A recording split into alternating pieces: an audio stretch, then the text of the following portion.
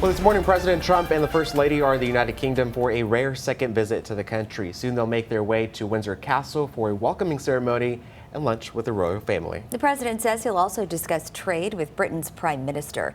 CBS News' Tina Kraus has more from London.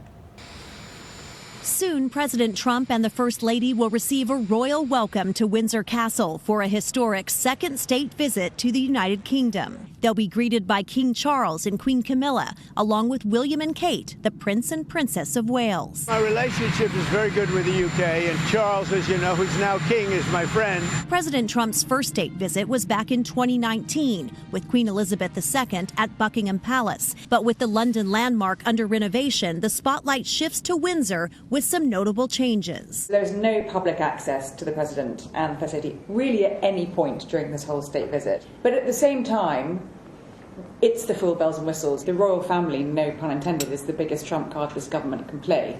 UK Prime Minister Keir Starmer extended the King's invitation to President Trump back in February. The leaders will sit down tomorrow for high-level talks, with trade topping the agenda. The U.S. remains the UK's largest trading partner. Earlier this year, the two countries signed a framework to reduce tariffs on some products, though the UK is hoping for a deal to lower levies on steel and aluminum.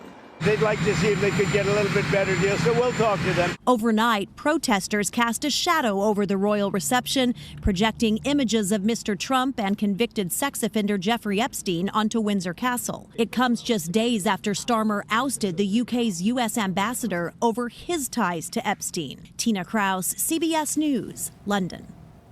And today, the president and First Lady are expected to lay a wreath at the crypt of Queen Elizabeth II. And later tonight, they'll be guest of honor at a state dinner. The UK has announced that the two countries will launch a tech prosperity deal aimed at investments in AI and other emerging technologies.